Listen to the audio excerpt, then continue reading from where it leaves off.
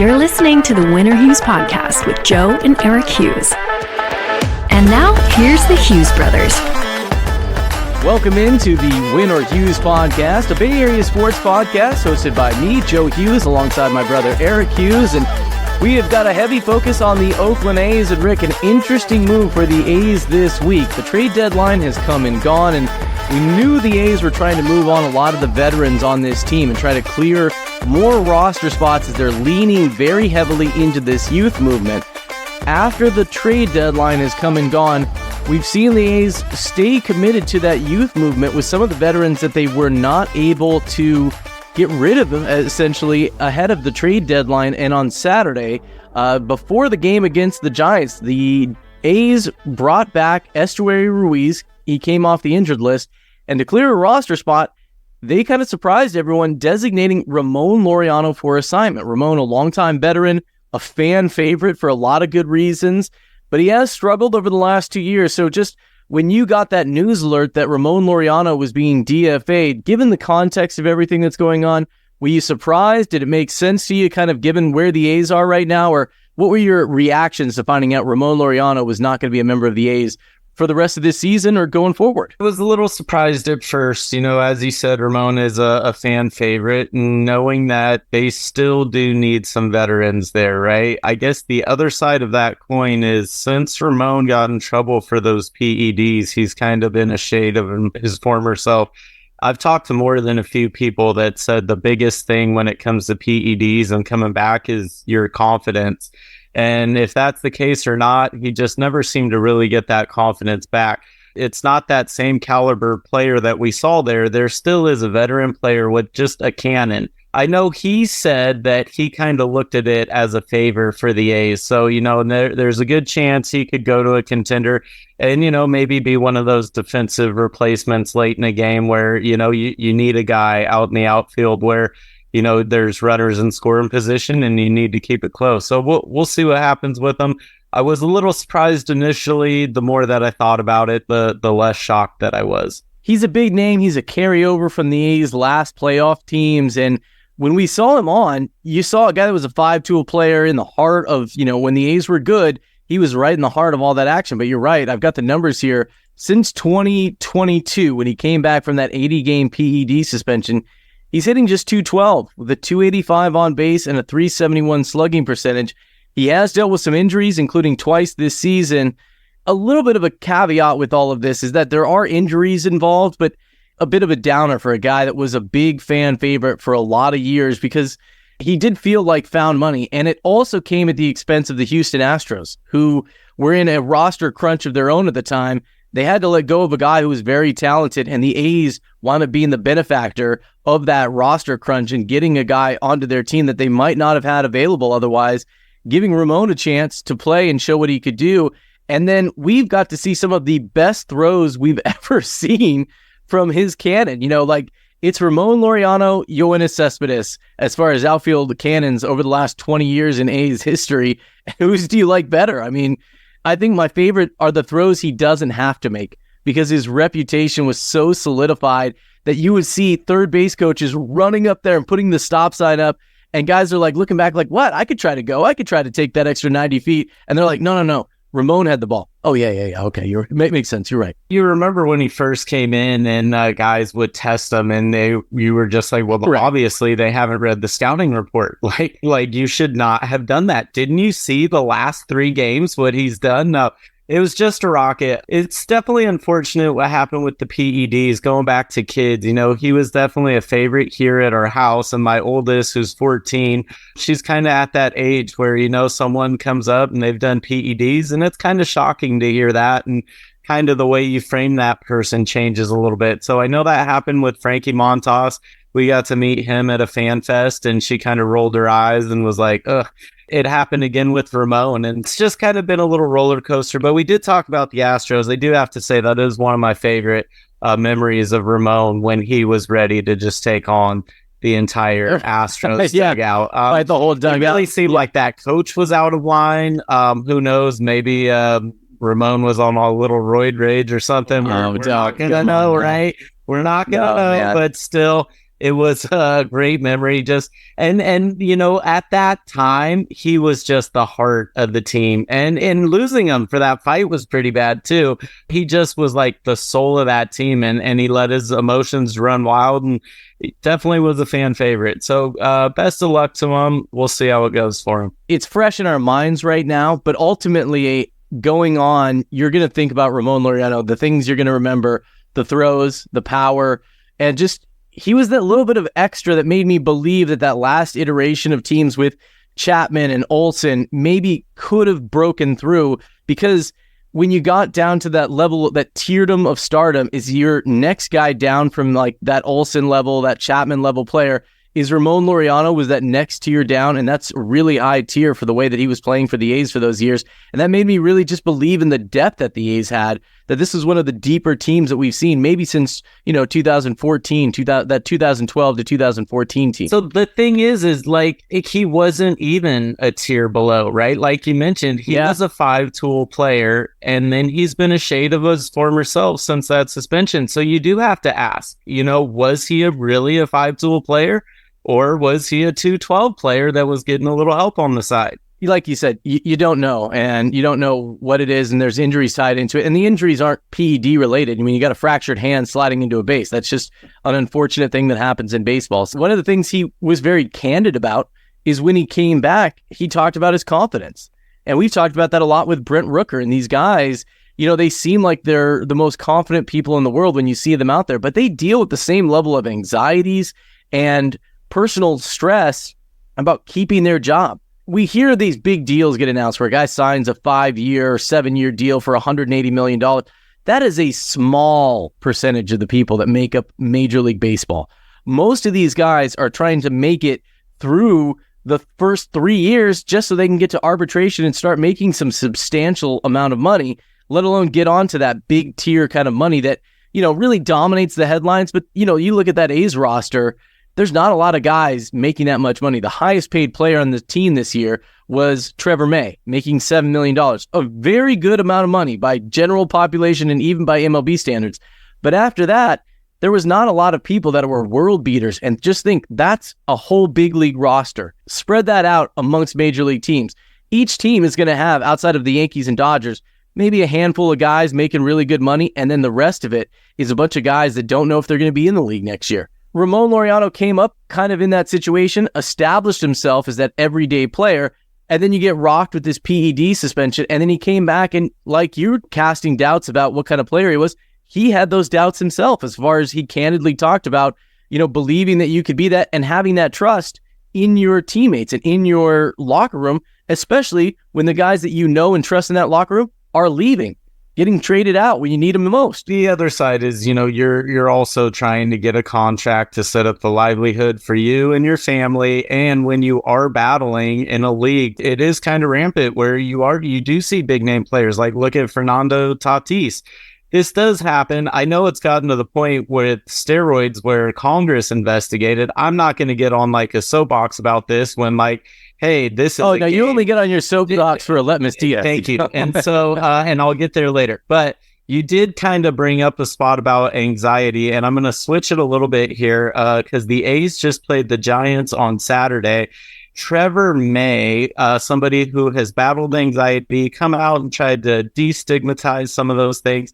And I know I haven't really been a big Trevor May fan, and a lot of the saves I watch him get, he's like red in the face, he's sweating bullets. The Saturday save against the Giants in a 1-run game, I have never seen him look more calm, cool, and collect. And it was just like, no wonder, this is the guy you wanted. He was just dominant. And when I saw him come in a 1-run game, the Trevor May that I typically see, I was like, well, this is over. The Giants are going to win. It capped off a great little Giants game there. Paul Blackburn was dominant, cruising. He had a great at-bat against Crawford that got kind of stretched out. And Dallas Braden kind of called it, and he said, whichever way this goes, it's going to take the momentum. Like, if Crawford gets this, it's just going to drain Blackburn's energy bar. If Blackburn gets this strikeout here, it's just going to be like, let's go. And he was cruising. It was a great little game there. Really great to see Trevor May, the Trevor May that I think Oakland expected to sign when they brought him in. That's a nice little bookend for you, because where you really soured on Trevor May was the preseason game against the Giants when he was wearing the black cleats, and you've really kind of had that arrested development where he like kind of stuck in you for the whole season. And then he did struggle, obviously, which just kind of further cemented, a little bit of a bias that you had against him. And then for that to come against the Giants later on with white cleats, and then to have that turnaround for you, that's nice. And the other thing about it is, like, Langoliers yesterday is wearing like forest green cleats, so it's just like you can't even tell the difference. Someone, Estuary Ruiz has like neon green, and then you're like, no one's wearing white anymore, But the black just didn't fit, and like that, I couldn't give them a pass for that. Really good to see the A's come out, play some competitive baseball against the Giants. Got to see the protest going again in full effect. The fifth inning got going again. That even happened in the Dodgers in LA. Really good to see the A's coming out. Big problem, though. In the last 5 games, they've scored 7 runs. Solo homer. They're very dependent on the solo homer. Yeah, right now, which is, I agree with you, is an issue. And, that's part of the learning curve with these young lineups, as you mentioned. The A's do value having some of the veterans in there to help balance that out, because you don't want each guy up there treating each at bat like it's just, put 2 cheeks into it and swing for the fences. But there are guys in that lineup that's kind of their job. That's Jordan Diaz. We've seen a guy that can hit for power to all fields and really looks like a guy that is starting to find his rhythm in the big leagues after a couple opportunities where he's come up, come back down, and now he's getting an extended chance at third base. Most likely it's going to be at third base. He's played a little first, he's played a little second, but with the Jace Peterson trade, that was kind of the A's signaling like, hey, we're opening up this spot. This is going to be Jordan Diaz time to make a run out of it. Even with the Ramon Laureano move that we've been talking about, that's a signal that the A's are committed, maybe for the first time in a while, to this youth movement and going all in, because we don't ever see the A's in the last 20 years go to that full rebuild mode. They've always had veterans around. You think about the guys that they've signed through the years, even like a guy like Trevor Plouffe is a great example. And they signed Trevor Plouffe before, to be a stopgap. Brandon Inge was another guy that they would bring in. They always like having veterans before they would kind of like, let go of the leash and say, you know what, run free. This is your job. We even saw that this year. They brought in Jesus Aguilar to play first base. And then Ryan Noda took that opportunity, took that job, and solidified himself. That's the example of what the A's want to see. And they want to see these veterans kind of moved out of the way because somebody's really pushing for an opportunity. And Jordan Diaz is the guy that's doing that at third base right now. So when you're looking around at this young A's team as they lean into that, who are the guys that you are really looking forward to taking advantage of an opportunity? And where do you see the A's maybe thinking like, okay, well, we've given this guy some run, but you know what? We're going to have to start looking at, third base a little bit more, shortstop a little bit more, maybe left field is an area we have to look at. I guess kind of to answer that, I've got a question for you too. And it's like, who is the one that's being moved up for Laureano to get moved out? A little bit of that, I've seen like JJ Bleday. I know that coming out, he was a really high prospect, a really high draft pick. And he had a great little double play yesterday in the Giants game where he came in with that sliding catch, got up spinning and fired to first. You need consistency, and that's the big difference, right? And that's what Rooker had at the beginning of the year that set him apart from JJ Bleday, was having that consistency, right? And then when it fell off, it really fell off. It's just about coming up, being consistent. Estuary Ruiz, as somebody who has consistently been a threat when runners are in scoring position, right? And I think he's a league leader, top 5, I think, in batting average with runners in scoring position. And we were saying like, oh, you kind of had the Ruiz special where like, hey, someone's on second, I'm going to double down the line, So he's been really consistent at that. And that's, I think, what really helps set apart and solidify those chances there. Still, it's Aledmys Diaz that the only benefit that I see is that pinch hitting, he's 7 for 14. Yep. Let's keep him as our pinch hitter. I don't know what else to do. I think you're right. I mean, that's where it's going to be. I mean, Ruiz is the guy that they cleared the roster spot for, because for anybody who doesn't know, you've got the 25-man roster, you've got the 40-man roster, and you've got to have space. You can't be on the 25-man roster without being on the 40-man roster. So those are players that are still in the minor leagues, maybe, that are still on your 40-man roster. They had to clear room there to bring back Esteury Ruiz, who, think of all the time that he's missed, Rick, still the leading stolen base in the American League, Esteury Ruiz. He's only second to one other guy in baseball. That's how good. I mean, stolen bases has changed a lot, but it's still Ruiz, far and beyond even benefiting from those rules, is just so much different than what we've seen from other players in the ability to steal a base. And he had a good test. He had that delayed steal against the Giants on Saturday's game against Patrick Bailey, one of the best in baseball in pop time, being able to get that ball out quickly. He's got a very strong arm. You know, I saw him throw at Ellie De La Cruz, one of the fastest runners in baseball, when they had a series against the Reds. That's one of the evolutions that we've seen, is it's not just trying that straight steal. It was a delayed steal where you kind of pretend you're taking that extra lead, and then you go and you try and, force that catcher to be like, oh. And he bought himself just an extra little half second to be able to get in there and steal that base. That's something that he's been learning on, because you remember, he came in, stole every base that he could. Every time he got on base, he was running, he was going. Well, then teams started catching on to that, and they were doing throwovers, they were doing delayed throwovers, pitch outs and trying to catch him. Slowed him down a little bit. It really backs up what Shea Langolier said when they faced him in the minor leagues, is he's a nightmare when he's on base, because he makes you think about all these other things, and he does what he's supposed to do. He distracts you. And I think that that's one of the steps that we want to see with Ruiz coming back. The next will be Ryan Noda getting healthy. He's got the fractured jaw. When he can come back and get in those lineups, now you're going to start looking at lineups that have Esteury Ruiz in there, Ryan Noda, Zach Geloff, Tyler Soderstrom, Jordan Diaz. Nick Allen is a guy that's going to get some run. JJ Bleday, who you mentioned, Cody Thomas is going to be another guy that gets some run. And that's going to be what I want to watch every time I see that lineup. And I'm excited to see Luis Medina is another guy that we've seen make that kind of growth. Struggled when he came up, and the A's said, you know what? We're going to keep you in this rotation. We're going to let you give up some homers and struggle through those walks. And he's really paying off for the A's. Leading into this game against the Giants on Sunday, he's 2-2 with a 2.92 ERA, and hitters are hitting just .217 against him over their last 7 games. I want to see more performances and opportunities given to those guys like Luis Medina that maybe have that high upside to start moving this process along. And that's what I'm going to be watching for the rest of the season, because we obviously know it's not watching for some playoff push. Do we know, what's the soonest the A's could be, mathematically eliminated? Could it be before September? Well, look at, let me see. I got the standings right here. They'd have to go, 50-0 to make the... So could they get eliminated by August? This could be the month where it's all said and see done. if I can find that right now. They are 30 and a half games out. Yeah, we're not quite there, but yeah, you're right. We could be there by the end of the month. Is kind of mathematically done by August. It's potential. The one that still jumps out at me, as I saw it the other day, it's leveled off, so it hasn't gotten as extreme as it was early in the season. A lot of this damage was done early in the year when the A's were losing all these games, 11-1 and 10-1 and things like that. But still, the minus 273 run differential is staggering. You look up and down and you're seeing, okay, well, let's see how many teams. Okay, there's some teams in the minus. Let's see who's close to us. Nobody is close to us. I think the next nearest is minus 159.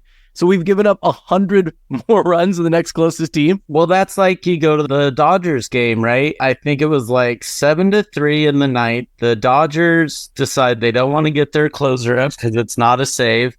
The A's kind of start making some noise and make a late rally, and so then they get their closer up. But that's a 7-3 game where the A's had 3 solo home runs. And if that's the only way you're scoring, because you're not getting a lot of hits, you're not getting a lot of base runners, you're getting that one that comes right in the sweet spot, you're teeing off on it. What you're giving up, though, is way more than that. It goes back to the pitching not being solid. It goes back to Aledmys Diaz being a defensive liability, He's out here catching strays for no reason right now. But yeah, you're right. I mean, I get what you're saying. Then, that's part of that learning curve, because you watch some of these games, and I think that was the game that Ken Waldichuk started, and he looked fantastic for the first 3-4 innings of that game, cruising along.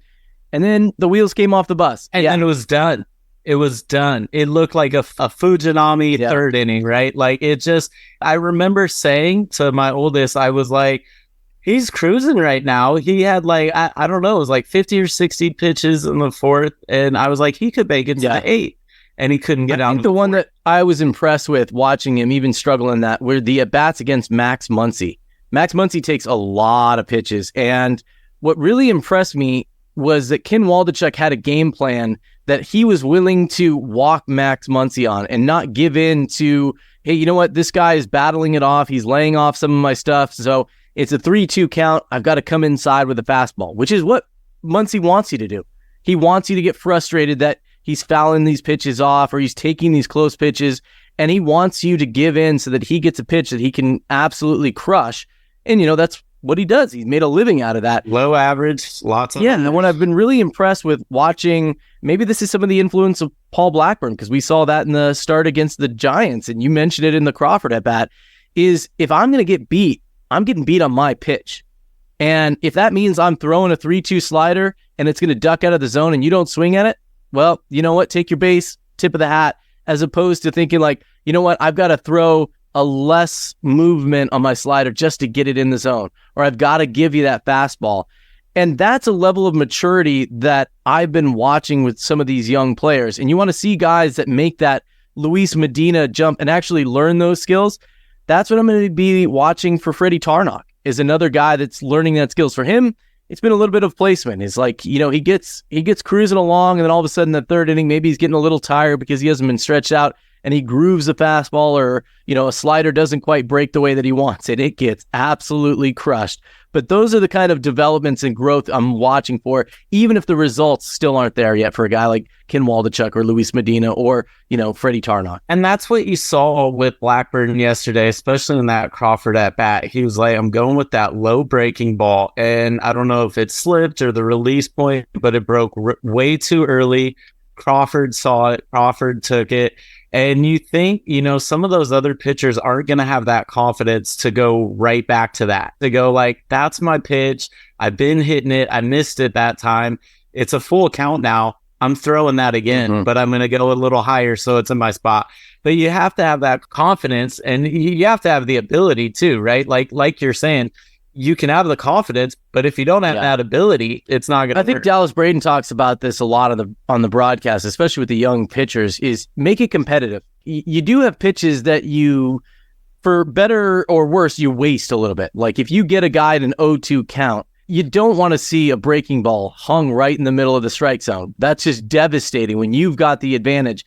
And generally, guys try to throw a breaking ball that's not going to be something that the hitter can do anything with. It's going to be the pitch. If the guy is willing to be that aggressive, I'm going to, throw a ball that he's not going to be able to do something with.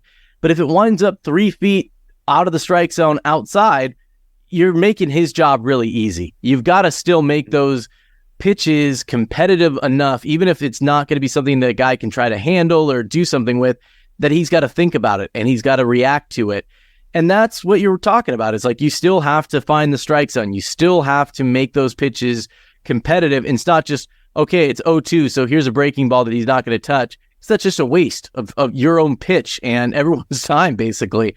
And, we're watching the next generation of A's players that are going to come up knocking on those doors and looking to take those jobs. Joey Estes, one of the A's top pitching prospects, just promoted to AAA. He's been doing very well in AA.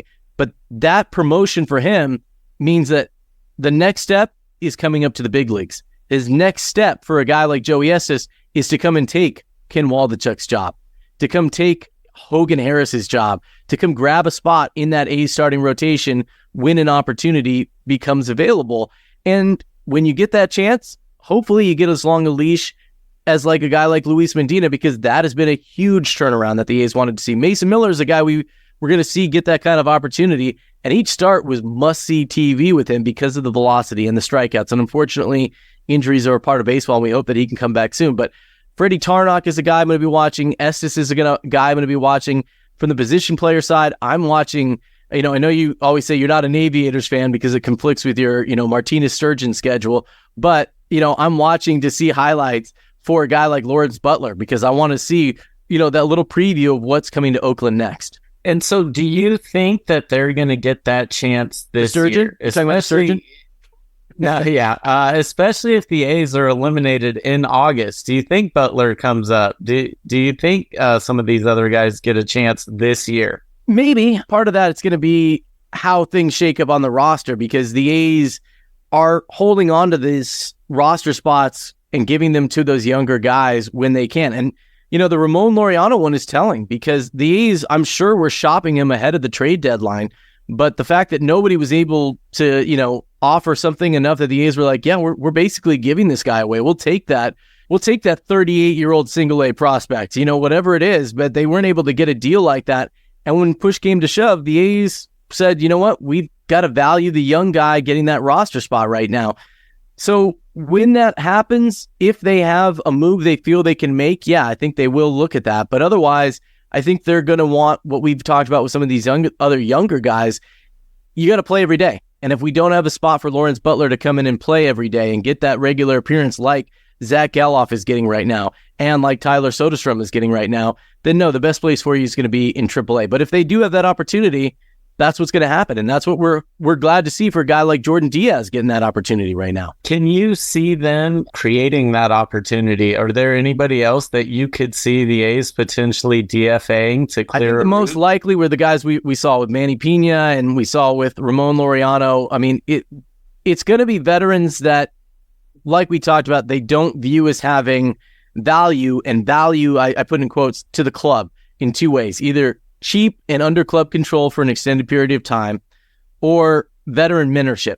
And if those things line up, like Tony Kemp is a free agent after the season, but the A's valued having him around. And you can see why. That series against the Dodgers is a great example when he went all out on that foul ball, didn't catch it, almost had one of the catches of the year. Mm-hmm. But the mentorship that he brings for those young guys, he's established relationships with these young guys. There was a video that they did in spring training where he took, I think it was Zach Geloff, took him suit shopping. And I think Lawrence Butler might have been the other guy, and they went shopping for suits. They want that kind of guy around. Seth Brown is another guy like that who's a leader in this clubhouse. And even though he has some club control, he would kind of be in that boat that Ramon Laureano's in, except that they value his leadership and the platoon ability, especially with Ryan Noda out, to be able to play first base. But that's another guy that may be kind of on the cusp of that, but has some value that the A's view. And other than that, I think the A's are starting to find out, like, no, we're going to go with this young roster. Like, you look at the lineup for, I think it's Sunday against the Giants, and it's all young guys. It's young. And like, even the old guys are going to be guys like Brent Rooker, who is still a young guy, or JJ Bleday, who's still a young guy. But just the way this season's gone and how long it's been, it does feel like Esteury Ruiz and Ryan Noda and like JJ Bleday, that they aren't these young guys anymore. They feel like they're veterans because they've gotten so much playing time. The grizzled vets. Yeah. So no, I guess what this comes to my soapbox is, because we've talked about this. It's like, to me, Aledmys Diaz, what is his value?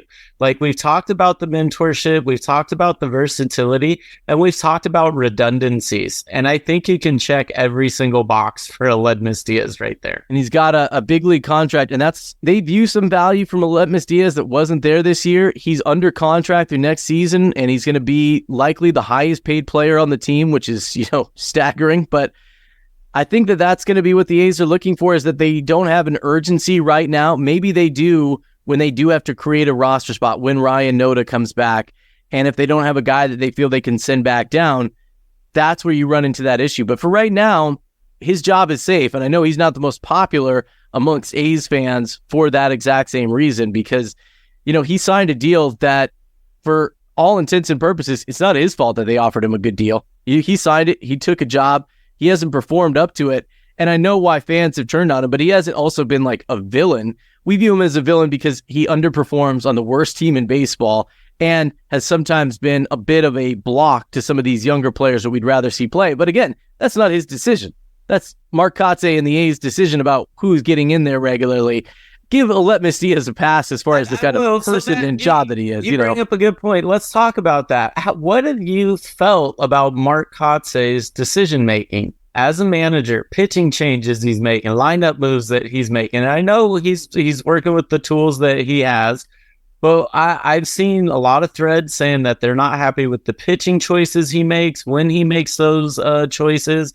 What are your thoughts on Kotsay as the manager? It's hard to judge based on what he's trying to let a guy do versus what's the move to help you win. And for Mark Kotsay, super fiery guy, he does want to win all of these games. But it also becomes an opportunity watching a Ken Waldichuk in that Dodgers series. I got to let this guy struggle a little bit and see if he can get through that and have that kind of breakthrough to see what it takes to get through that outing. And so some of it is giving a guy a little bit of a longer leash on a team that you know is not going to win and know is not going to go to the postseason versus the way you'd manage if somebody solidified themselves and you're trying to win that game. So for Mark Kotsay, this is a lot of spinning plates. You're trying to manage a lot of things and figure out what works best, especially the top prospect doesn't have a position right now. They want Tyler Soderstrom in there. You're trying to get him used to being in the big leagues. Just got his first extra base hit, got his first home run, trying to make sure that he doesn't lose confidence. But as much as we've talked about this with Zach Geloff getting run every day at second base, you're trying to get Tyler Soderstrom in there every day, and you don't know where he's going to play. Some days he's going to be catching, some days he's going to be at first, some days he's going to be the DH.